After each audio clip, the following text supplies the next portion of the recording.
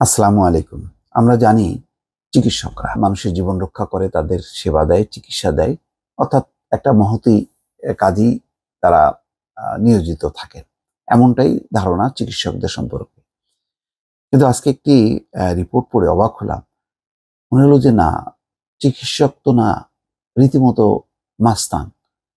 অর্থাৎ পাড়ার মাস্তানরা যা করে ঠিক তেমনই করছে চিকিৎসকরা। সব চিকিৎসকের কথা বলবো না, কোনো কোনো চিকিৎসক, এবং সেই কারণেই খবরটি সামনে এসছে। খবরটা হলো এই রাজশাহী মেডিকেল কলেজে চিকিৎসকের নির্দেশে স্বজনকে মারধর, ভয়ে হাসপাতাল ছাড়েন রোগী। তার মানে পরিস্থিতি এমন, যেই রোগী হাসপাতালে চিকিৎসা নিতে এসছে সেই রোগী ভয়ে, অর্থাৎ এই মারধরের ঘটনার ভয়ে সে হাসপাতাল ছেড়ে চলে গেছে। কি তাজ্জব ঘটনা দেখেন! রাজশাহী মেডিকেল কলেজে হাসপাতালে, তাও হৃদরোগ বিভাগে, এক রোগীর স্বজনকে দায়িত্বপ্রাপ্ত চিকিৎসকের নির্দেশে মারধর করার অভিযোগ পাওয়া গেছে।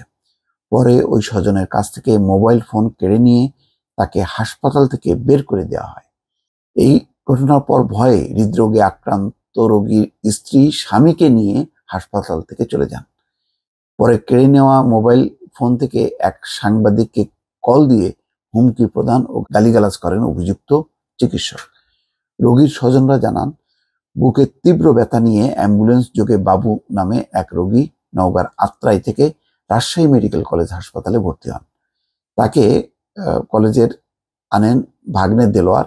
ভর্তির পর 32 নম্বর ওয়ার্ডে নেওয়া হয়। ওই ওয়ার্ডের দায়িত্বে নিয়োজিত চিকিৎসক ডাক্তার সিনথিয়া ইসিজি করে বলেন, রোগীর বুকের ডান পাশে রক্তনালীতে ব্লক পাওয়া গেছে, জরুরি ভিত্তিতে ইনজেকশন দিতে হবে। ইনজেকশনের দাম পড়বে 45,000 টাকা। রাজি থাকলে ওষুধ কোম্পানির সঙ্গে যোগাযোগ করিয়ে দেবেন তিনি।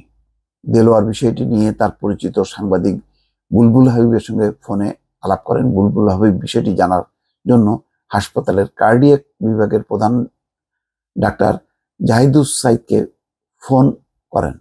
ডাক্তার জাহিদুস সাইদ তাকে বলেন, এরকম ক্ষেত্রে আমাদের হাসপাতাল থেকেও বিনামূল্যেও ইনজেকশন সরবরাহ করা হয়, যেটার কার্যকারিতা 90%।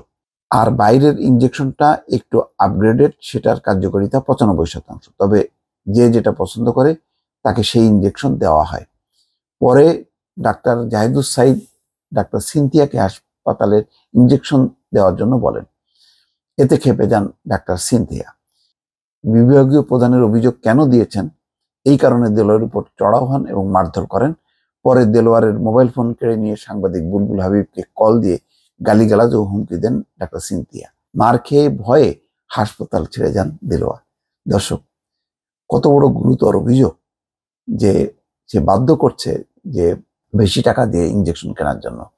তো যাই হোক, তার মানে এই যে যেই রোগী চিকিৎসা নিতে এসছে তাকে চিকিৎসা না দিয়ে, বিষয়টি সমাধান না করে তার উপরে মারধর করবে, এইরকম যদি পরিস্থিতি থাকে হাসপাতালে, তাহলে তো রোগীরা কিভাবে নিরাপদ বোধ করবে হাসপাতালে চিকিৎসা নিতে?